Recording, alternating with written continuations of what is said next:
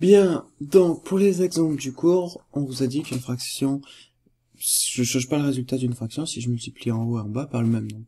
Je vous montre un exemple, premier exemple, toutes ces fractions sont égales. 16 fois 2, 32, 20 fois 2, 40, donc en fait ça c'est égal à ça. 32 fois 2, 64, 40 fois 4 fois 2, 80.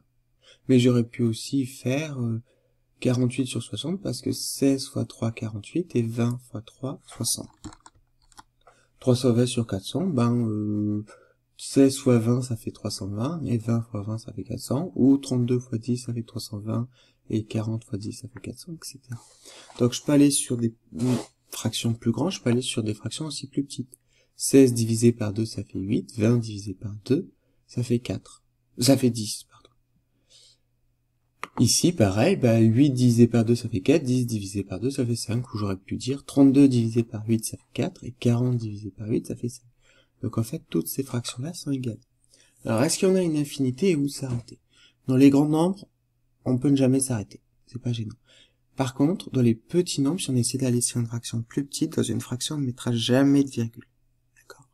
Donc 4 sur 5, 4 et 5, je vais avoir difficilement plus petit, parce que 4 et 5, ils ont aucune table en commun à part la table de 1, ce qui n'aura aucun intérêt. Je vais pas mettre 2, je pourrais mettre 2 sur 2,5. D'accord? Ça marcherait.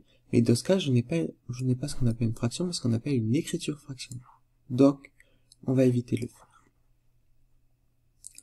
Ça, c'est très bien, mais c'est un peu moins d'utilité. Ce qui va nous intéresser, c'est ce qu'on va vous demander dans les exercices, c'est ça. 5 sur 8, ça va être égal à combien sur 20? Donc, idéalement, mais ça, je peux pas vérifier, ce que vous faites, c'est que vous mettez à pause, vous réfléchissez comment vous ferez, et après vous remettez la vidéo. Et moi, je vais corriger ça.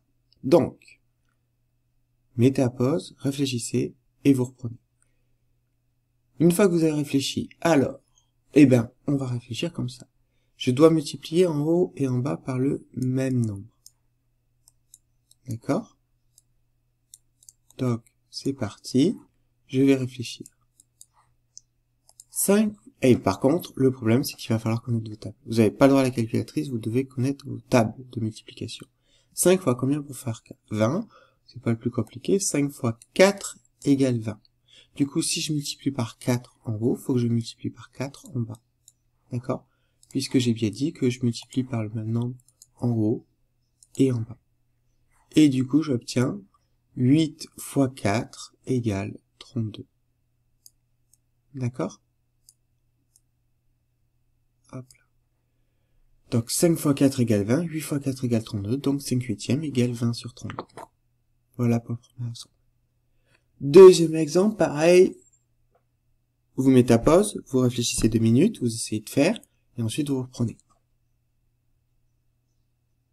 Donc, quand on veut corriger ça, vous avez deux façons de voir les choses, soit vous me passez par une multiplication, soit vous passez par une division. Comme je préfère la multiplication, moi je vais passer par une multiplication. Je pars toujours du plus petit pour aller vers le plus grand. 5 fois combien pour faire 10? C'est pas le plus compliqué encore une fois, 5 fois 2 égale 10. Du coup, ici, je vais me poser la question, combien, en multipliant toujours par 2, puisque je rappelle qu'il faut qu'il y ait le même nombre en haut et en bas, combien fois 2 égale 12? Là, c'est aussi assez simple. 6 fois 2 égale 12. Donc, 12 dixièmes égale 6 cinquièmes. Voilà. C'est juste ça qu'on vous demande. Dans les exercices, vous devez juste bien identifier par combien vous passez d'une fraction à l'autre et c'est bon. Bonne chance.